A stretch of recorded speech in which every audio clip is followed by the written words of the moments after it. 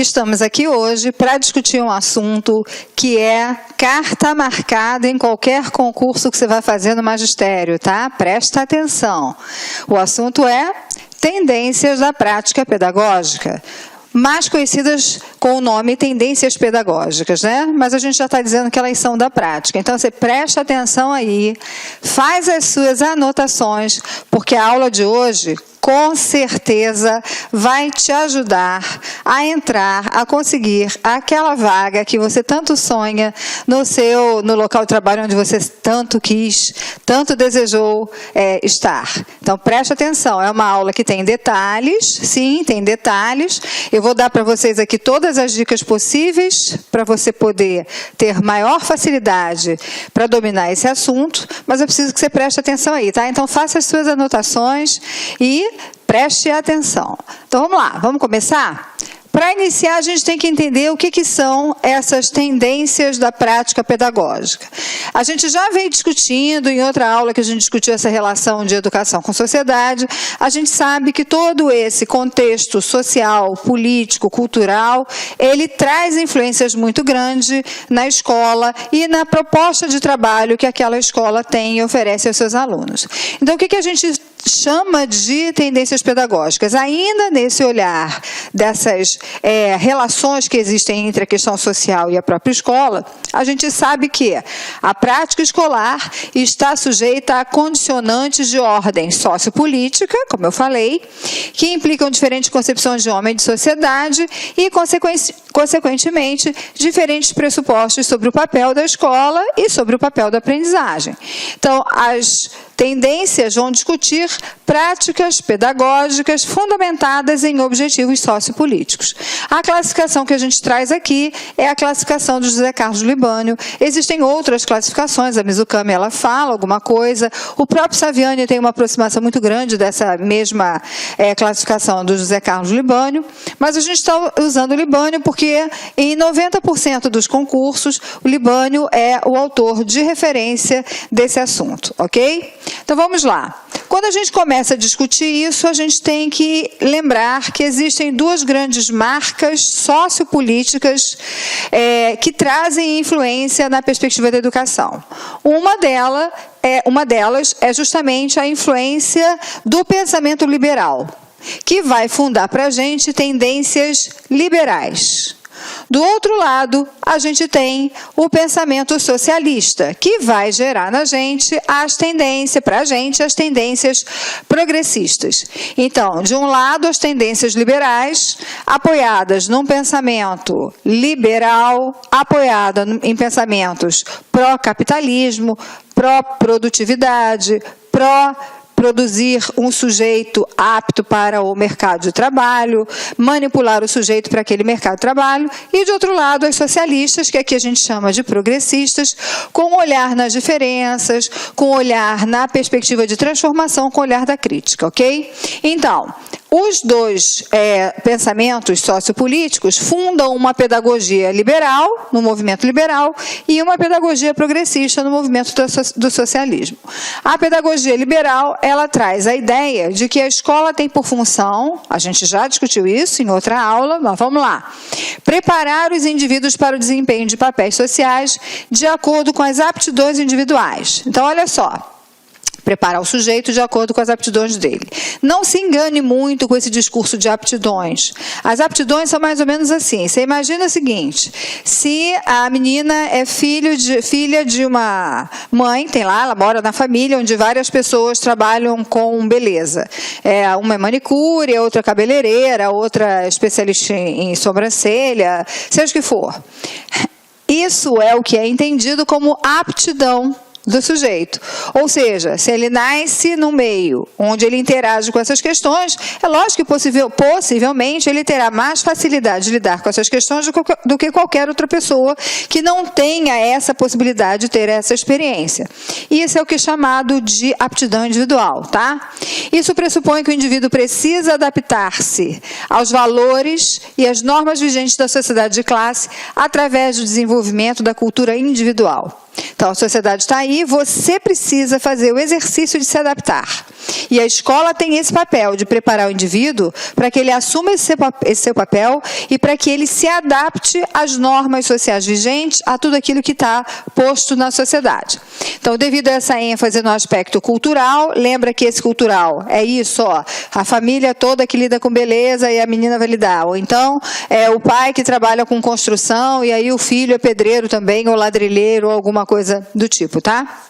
Então, a gente olha essas questões, mas não reconhece isso aqui, ó. As diferenças entre as classes sociais não são consideradas, pois embora a escola passe a difundir a ideia de igualdade de oportunidades, a escola não leva em consideração a desigualdade de condições. Então, a escola traz aquele discurso dentro da perspectiva liberal.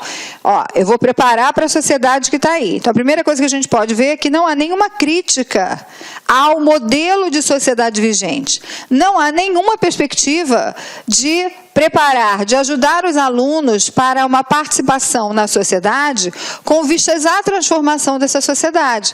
O que é como se fosse assim, uma escola que formata, que prepara aquele indivíduo para aquele papel social. E por que é exatamente para aquele papel social? Porque no momento em que ela não considera as desigualdades de condições dos alunos, ela parte sempre para um movimento de exclusão. Se você pensar na sua sala de aula, que é uma micro-sociedade ou microcosmos, possivelmente você vai ver que você tem o seguinte, ó, você tem um grupo, um número possivelmente pequeno de alunos que são os melhores alunos da sala.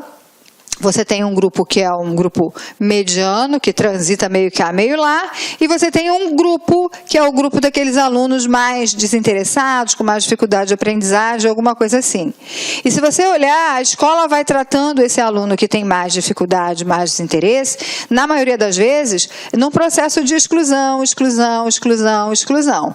Então, os que estão melhor situados em relação à aprendizagem costumam ter melhores oportunidades. Os medianos vai depender aí da sorte, de algumas situações, de família, de outros investimentos.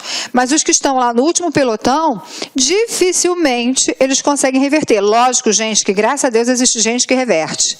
Mas é a minoria. A grande maioria fica muito estagnada, porque quando eu não considero que as condições desses alunos são diferentes das condições dos demais alunos, eu não invisto, eu não mudo, eu não planejo especificamente para ele e com isso eu produzo mais e mais exclusão. Essa é, resumidamente, o pensamento maior das tendências liberais. Zero crítica social, zero olhar para as diferenças, zero considerar a diversidade, zero investimento naquilo que está fugindo de um padrão, ok? Por outro lado, a gente tem uma pedagogia progressista. E esse termo pedagogia progressista, ele designa as tendências que partem de uma análise crítica das realidades sociais. Então, a grande marca das tendências progressistas é justamente a possibilidade que elas têm, ou de todo o trabalho delas, estar fincado numa análise crítica da realidade social. Ao invés de aceitar a sociedade como ela está e de preparar o sujeito para que ele se adapte a essa sociedade, é olhar criticamente para a sociedade, ver o que nessa sociedade pode ser transformado, caso as pessoas queiram que seja transformado, e dar condições a esse aluno de fazer crítica, de problematizar e de buscar respostas para essa possível transformação, tá? E por isso elas sustentam implicitamente as finalidades sociopolíticas da educação. Então a gente tem que entender que são dois movimentos bastante diferentes, bastante opostos, porque são pedagogias distintas, baseadas em posturas sociopolíticas também distintas. Então isso gera para a gente dois grupos de tendências pedagógicas. Então, de um lado, nós temos as tendências liberais, que nós vamos ver uma a uma por aqui, tá? Então, esse é só um quadro inicial para a gente poder organizar meio a nossa cabeça e entender do que está falando aqui, tá? Então, dentro das tendências liberais, a gente tem a tendência tradicional, a tendência renovada progressivista, a tendência renovada não diretiva e a tendência tecnicista. Lembra, todas elas são liberais, então, portanto, todas elas são não críticas, ok? Não tem crítica social. O que muda entre elas? A prática pedagógica. O pensamento político é o mesmo, mas a prática pedagógica produzida é diferente. E isso a gente vai ver aqui dentro, ok? Do outro lado, nós temos então as tendências progressistas, que a gente sabe que são aquelas que se apoiam nos pressupostos socialistas. Então, dentro desse capítulo Tendências Progressistas, nós temos a tendência libertadora, a tendência libertária e a tendência crítico-social dos conteúdos. São só 3. E, em oposição às tendências liberais, todas essas tendências aqui são tendências críticas. Então, esse quadrinho você vai ter que organizar na sua cabeça futuramente, tá? Organiza depois com as informações que eu vou dar para vocês de cada uma dessas tendências. Isso aqui é só para a gente ter um panorama mais amplo aqui de algumas coisas que serão discutidas aqui. Não pensa que é só isso não, que a aula já é grande, hein? Tem mais coisa para a gente discutir. Mas, inicialmente, é isso que a gente precisa saber, isso precisa estar muito organizado. Volto a frisar. Esta aula é extremamente importante. Raros são os concursos, as provas de concurso, que não reservam, no mínimo, 1, 2, às vezes 3 questões para esse assunto, dependendo da banca, dependendo da situação, tá? Então, preste atenção, porque esse assunto aqui é vital para a sua aprovação, ok? Bom, vou apagar aqui o quadro para a gente poder passar o slide e começar, então, a fazer o estudo das tendências liberais. Primeira tendência liberal. Então, olha só, você já sabe que tendência, a gente pode usar, sabe assim, moda? Tem uma época que todo mundo usa a roupa assim, usa o cabelo assim, usa o batom não sei o quê. Pois é, isso é uma tendência. Então, aqui a gente está dizendo que durante um tempo houve uma tendência, ou seja, era muito comum que as pessoas trabalhassem dessa forma, tá bom? Então, a gente tem uma tendência, que tu já sabe o que é, liberal, que você já entende qual é o significado da palavra liberal, tradicional. E aí já devem ter surgido algumas luzes aí na sua cabeça com esta palavra tradicional. Deixa eu chamar a atenção para mais uma coisa. Tem gente que vê aqui o liberal e pensa, oba, liberal, pode tudo, é liberdade. Não, tá? Cuidado. Cuidado que essa liberdade aqui é aquela do indivíduo, é aquela da competição, é aquela da exclusão. Então, cuidado, tá? Então, é liberal, tradicional. Sempre que vocês olharem essa palavra tradicional, pensa que a nossa tradição em educação, no nosso país, ela tem muito uma marca jesuítica, porque a nossa educação ela começa com os jesuítas, começa com o Ratio Studiorum, que era um documento totalmente montado pelos jesuítas, definindo tudo que a escola fazia, quem fazia o quê, organizando toda aquela iniciativa de educação baseada nos pressupostos jesuítas, ok?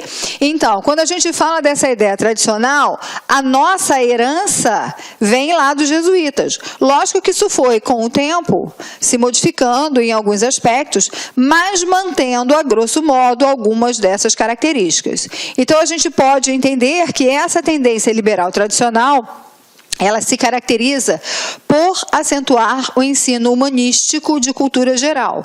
O ensino humanístico e de cultura geral é aquele ensino de todas as produções e construções humanas. Então, aquele ensino enciclopédico, onde o garoto vai aprender alguma coisa por aprender.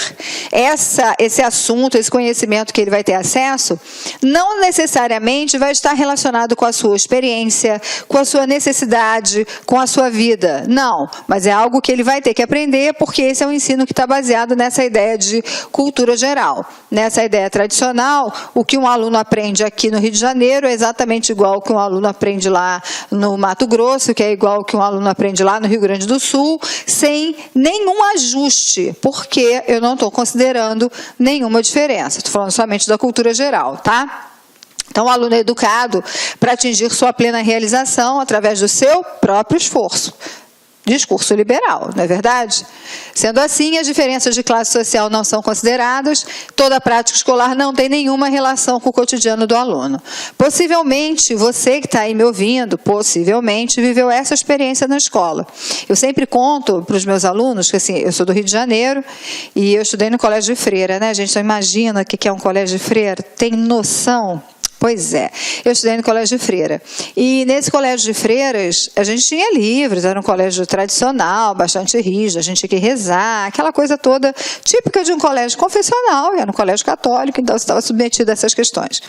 Mas tinha uma coisa que sempre me marcou muito, eu lembro que no livro de ciências, uma vez nós fomos estudar poluição dos rios. Gente, isso era a década de 70, então vocês imaginam que na década de 70 a poluição não era o que a gente sabe hoje de poluição.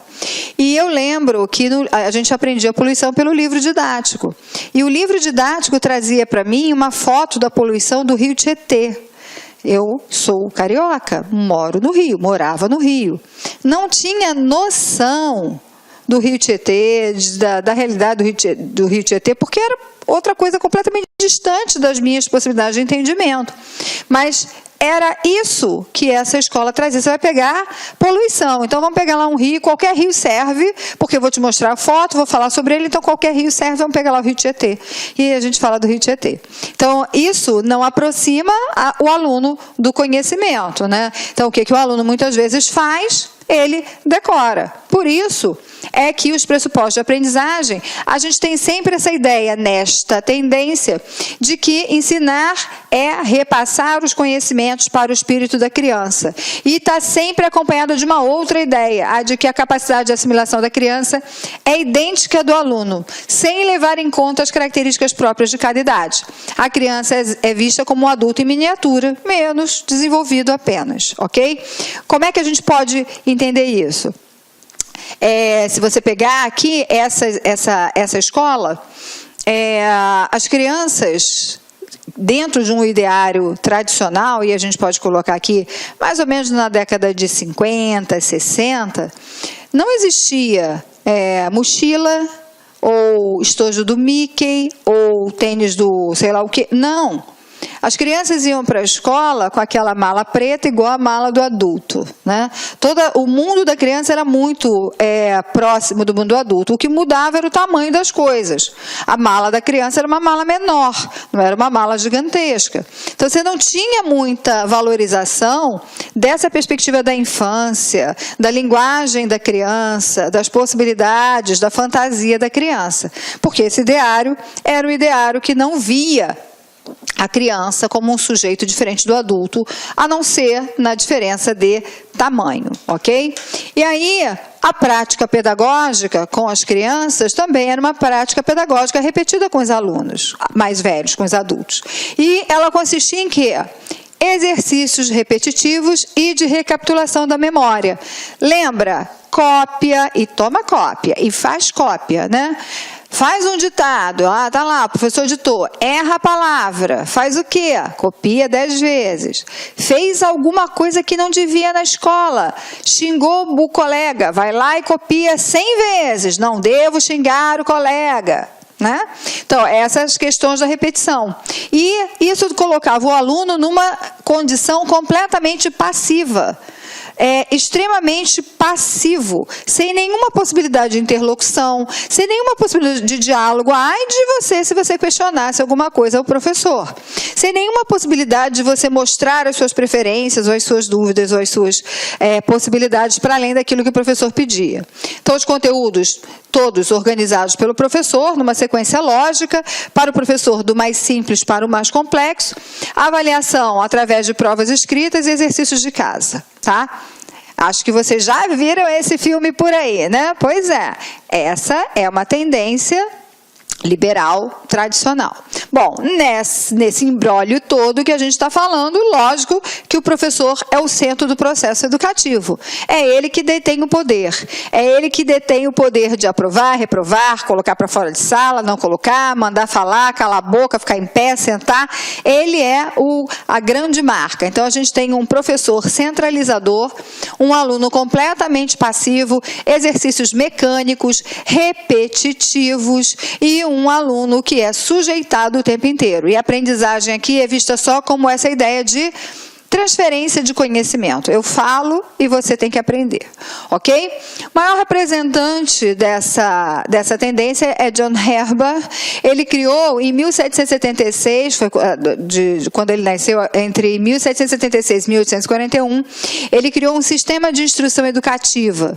Esse sistema de instrução educativa, ele trazia clareza, associação, sistematização e aplicação. Então, ele fazia aquilo do mais simples para o mais complexo, mas ele fazia isso dentro de um cenário mais organizado, trazendo mais clareza e organizando melhor esses conhecimentos para que os professores pudessem, então, trabalhar com os alunos, ok? Então, essa foi a primeira tendência liberal que nós estudamos. Lembra? Tendência liberal tradicional, professor centro do processo educativo, aluno passivo, exercício de repetição, autonomia zero para o aluno, apenas repetição e se enquadrando dentro de um padrão, que era altamente excludente, ok? Vamos lá? Segunda tendência, podemos ir?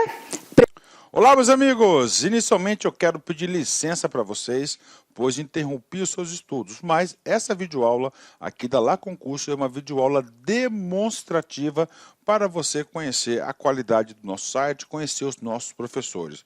Eu quero passar um recado para você. Se você quer continuar a assistir o restante dessa videoaula, você quer fazer um dos nossos cursos específicos para a Prefeitura de Lucas do Rio Verde, então clique aqui embaixo e converse com um dos nossos atendentes. Atenção, os nossos cursos, nós temos 8, 9 cursos a partir de R$20. É isso mesmo, né? Professor, quais são os cursos da Lá Concurso? Olha aqui. Temos 3 conhecimentos básicos, né? Um para fundamental, médio e superior. Todos eles, a partir de... são 10 parcelas de R$20. Tá? Curso aí para técnico administrativo educacional, área da secretaria, 10 de 35. Ajudante administrativo, 10 de 35. Fiscal de postura, 10 de 35. Fiscal de tributos, 10 de 35. E, claro, a nossa cereja do bolo, professor de pedagogia, 10 de 35. Inclusive, a nossa professora titular aqui da Lá Concursos, para quem não conhece a Lá Concurso é uma empresa cuiabana. Nós estamos trazendo o quê? Estamos trazendo a professora Márcia Argil, lá do Rio de Janeiro. Ela chega dia 28 para gravar completaço o quê? A parte de conhecimentos específicos, que é a parte pedagógica.